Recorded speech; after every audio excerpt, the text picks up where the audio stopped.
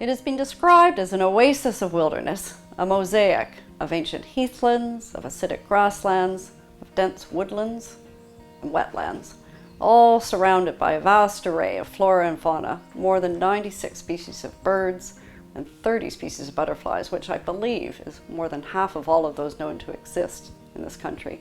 And yet this oasis is not in some remote corner of the world. It's right here in the heart of a dense urban environment of 10 million people. And yet the physical characteristics of Wimbledon and Putney Commons that make it so unique are only one of the attributes. The commons are almost alone in this country and still being patrolled by mounted keepers and tended by those who live on the land, for whom it's not just a place of work, but a home.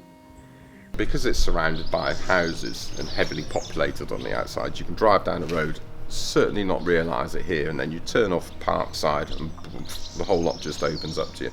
You hear them, you don't see too many badgers, Nocturnal, but you can see what they've done. They do an awful lot of digging. Foxes, obviously the normal urban fox, its natural prey is the black bin bag.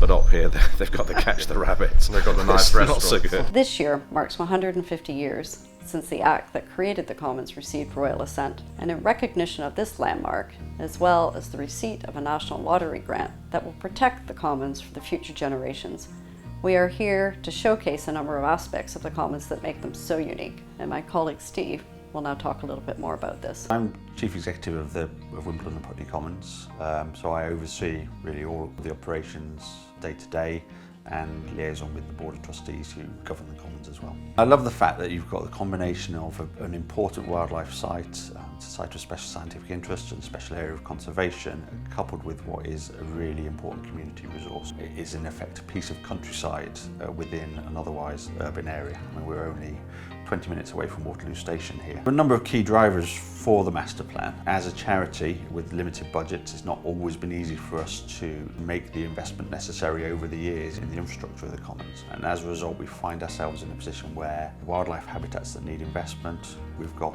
buildings, paths, other facilities that either need repair or complete replacement. And so what we wanted to do really with the master plan was draw together all of the work that needed doing in one document, draw together all of the costs that were going to be involved, and equally importantly, identify how we were going to secure the income to do all of this necessary work. We'd really like to thank the National Lottery Heritage Fund and the National Lottery Players, because it's them that have made this possible through the funding that's been provided for the work. The Film Festival is a series of short films aimed at introducing the Commons to people, and the management of the Commons, and also all of the variety of activities that take place.